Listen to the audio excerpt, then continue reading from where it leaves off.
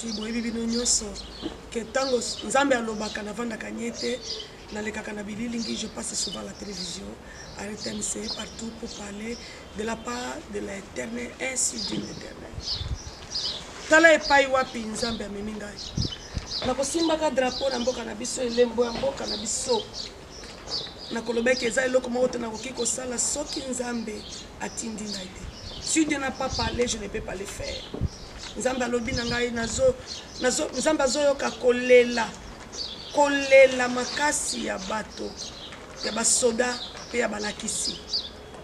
Nzambe amemi ngai atuni ngai mpona nini basoda balakisi kolela makasi. Nzambe alakisi ngai basoda baza na nungunungu. Nakanisi soki mboka tolingi to resir po tozala makasi na mboka esengeli tozwa so ya basoda tofuta bango biloko tolakaki bango gouvernement bino gouvernement lelo kozala tokosalaka économie te po baki etonda evimba ntango tozozwa so ya basoda te po makasi ya mboka eza basoda. Et lisusu soki tolingi tozwa éducation malamu, si on peut avoir une bonne éducation pour le pays, c'est d'abord prendre soin des enseignants et des professeurs balakisi et na ba professeur tozwa soin na bango nde tokozwa résultat bien ya éducation malamu na mboka. Nzambe alobi soki tokofuta basoda te avant décembre nakoki kosala outrage te mpona chef de l'état, nakoki kosala tango mokolo moko te. Nakanisi nalekaki nalobaki na bililingi nzambe alobi na nga loba na chef de l'état, pas le chef de l'état asala offrande na zela offrande wana mpona kotambusa mpona kotinda yo partout na ba province enebe loko oyo kosala ezaki secret ya nzambe apesaki ngai. Mais namonaki tovanaki nye utoyebi. Ce que je parle c'est la destinée d'une nation. Notre nation a une destinée. Na kati na destinée wana nzambe alobi so tolingi tosala d'ici là, d'ici quelques jours tokozwa problème ya 100 il faut ça 100 ans ya Simon Kimbangu. Na 100 ans ya Simon Kimbangu l'an 2021 Simon Kimbangu a sali 100 ans. Libelo bina ngai soki tokoyeba ko reconnaître te lokola père spirituel ya réveil.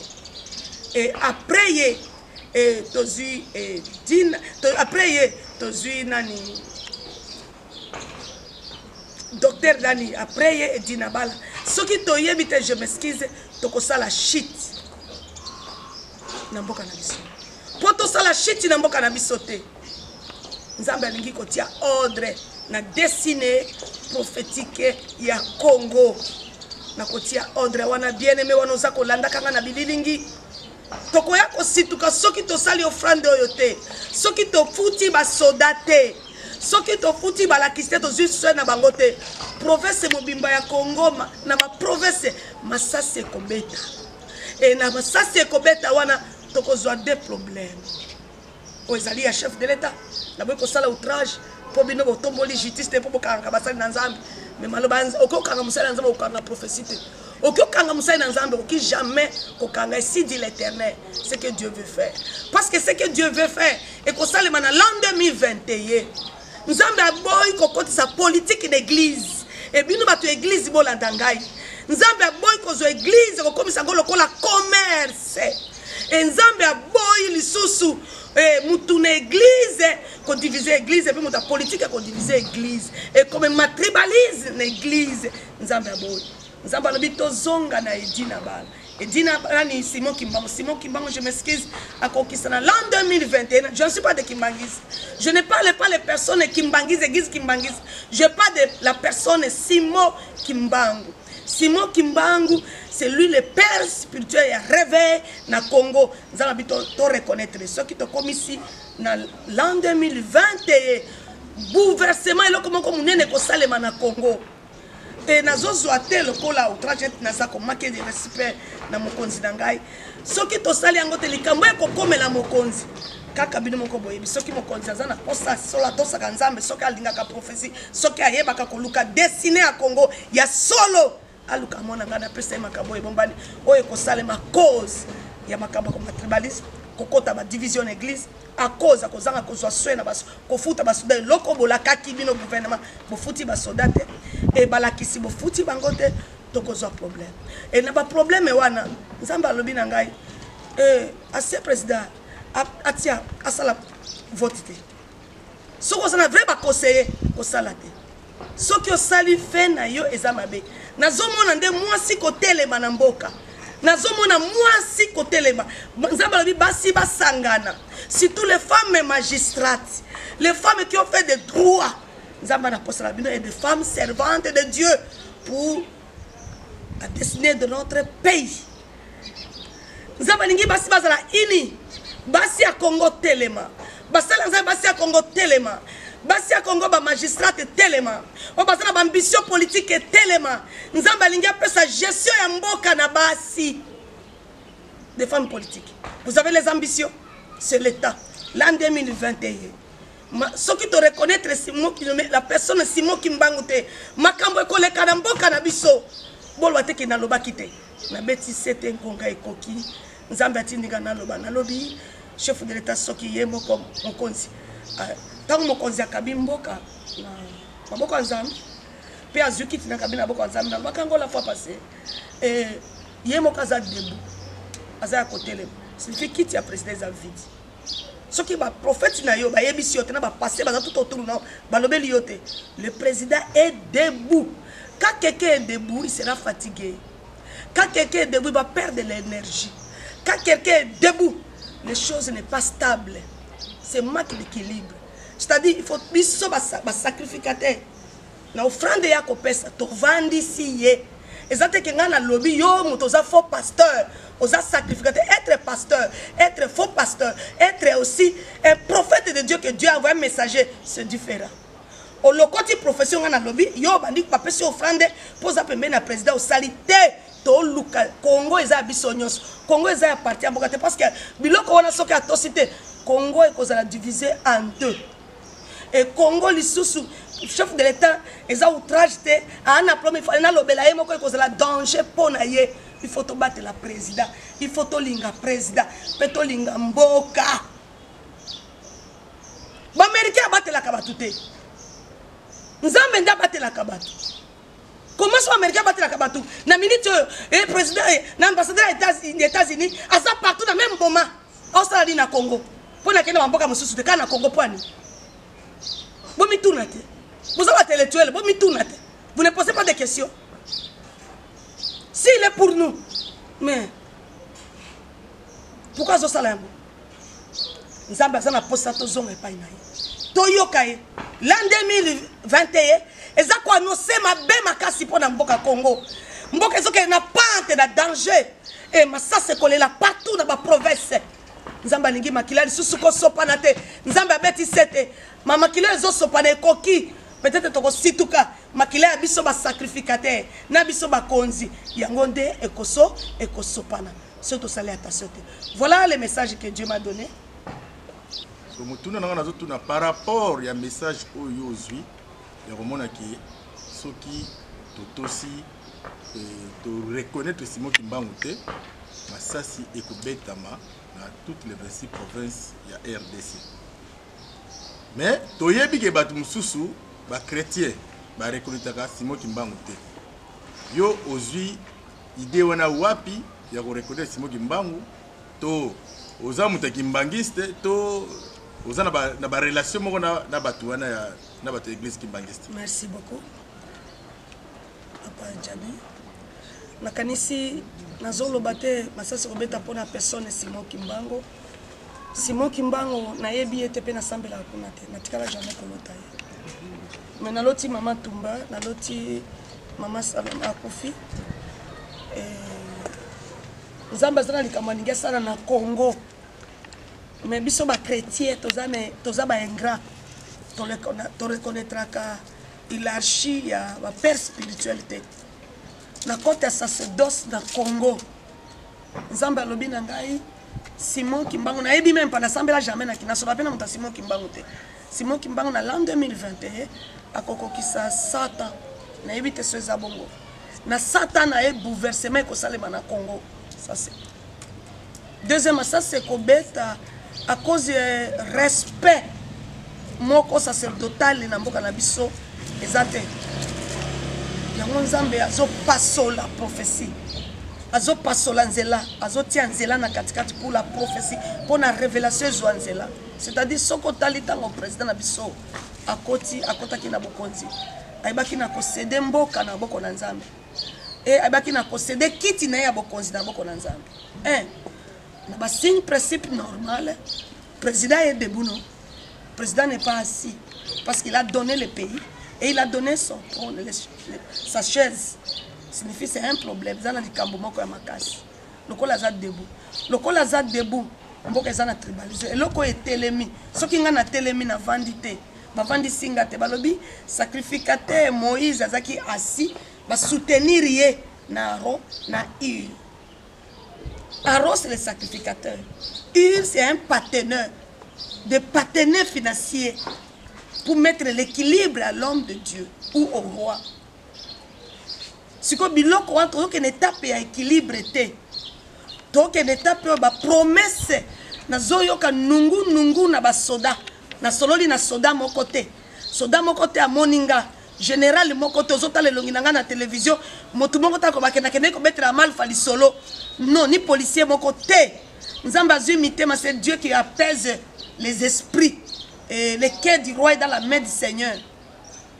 Nzamba zumité ma ba soda apesinga papa Jani et tango apesinga alakisinga ki nungu ezali ba futa bango mboka nyose zoaka valeur motako sayote makasi na yango na ba soda pezo aka valeur na éducation et na ba seigneur na biso ba futa mana na zolobela mutu moko te na intérêt mutu te mais mboka ezali ya biso nyonso l'état pe azanga pe na za l'état mutu so zali l'état signifie l'état biso soto sunga l'état na biso azwa na biso ba sacrificateur mutuna liboso yango na kanisi osepeli ya mibale mutuna no ya mibale kolobake biso to kamba mboka ezate ke pona pesi prophétie na droit kolobate parce que na église ezana ikiki église ezana ikiki ezale lote papa Jani na kanisi makambo ezoleka na église eza étrange te pona biso lelo makambo ezoleka na église elekaki pe na nzoto ya Jésus azaki arrêté na ba sacrificateur manani batekaki ye ba sacrificateur banani basalaki likita ya koboma ye ba sacrificateur banani pe bakangaki ye gouvernement na basoda signifie biloko ezoleka ezaka makambo na nzambe kokokisama po to mema yesu mema église de pa aza kokende na yango na koteli ni soni ni kakenza mais na talisi makomi okobalanga te poni no mema ki kamona tribunal ngate poni bo mengo na tribunal okelo babongo te est-ce que ça bongo non kokende na tribunal ezali moyen ya paix Bible lobi na biso na Romains 13 landanga yo moto ozaka na habitude ya koloba bakei na tribunal batu église yoka na Romains 13 verset 4 mwana mboka yoka tika biloba ba soko yebi Bible te magistrat za serviteur de Dieu pour ton bien. Mais si tu fais le mal, soki osali mabe crois car ce n'est pas en vain. Soki osali mabe crains parce que zana pamba te qu'il porte le paix. Étant serviteur de Dieu. Pour exercer la vengeance. Et punir celui qui a fait le mal. Amen. Signifie ta église à réveil, ta potane, ta église mosusu. Ba église à réveil, tout le monde a pas prendre ça qui peut benda na église mosusu. Tout le monde a prendre simoki, baba simoki, baba kabona qui peut. Ezali biso ezali ba liboso te nzambe be pazo me église na ye so ba ke na tribunal ezali pona bolamu pe na mabe moto ba opini moto asali mabe wana ezare na bango na biso nanga na bango toyebi ke Romains 13 verset 4 le magistrat c'est un serviteur de Dieu destiné à Congo nzamba lingi to reconnaître la personne Simon Kimbango comme père du réveil. Et yami balé to reconnaître Kanza Matondo na kombo na tatonaki nango peut-être yango wana papa Kanza Matondo après lui yenda baki na koyambisa yetu pe ko baptiser Simon nani papa Adine Abala après ye Adine Abala après Adine Abala tozana batwana papa kelani tout ça tito kolata Batuaza est belé. Mais il y a une source de bénédiction. Quand on a bénédiction en Boka, dans le domaine prophétique, pour l'orientation à Congo, destiné à Congo, peut destiner à l'église, peut destiner à gouvernement, dans le conduit Zoya au Diboso, au Mobou les autres division, royaume mais à la division, ce qui est sali bilo koyote, Congo est la diviser, et royaume et à mon conception, la diviser en deux, mon conception diviser en deux. Et mon konzi na kiko sala outrage na été répéter les sous makamoza mbalobelinga na kiko lobela mutute kaka yemo kwa personne soki ayebi ke aza profession soki alandi yango ba memelie na babenginga na koloba eloko ekokomela e ba signe wana ezali na lobaki ke na mboka zitokoleka mama ya tribulation makasi mokoza kozwa kimia te tokenango jusqu'à 10e mois sotani tozokenango tribulation ezokokena na tamuke otozikali nango tokoma na bonne année avant tokoma décembre. Dieu me demande à ça la paix na basoda afuta bango pale moi l'argent paix wana na zela mbongo afuta bango.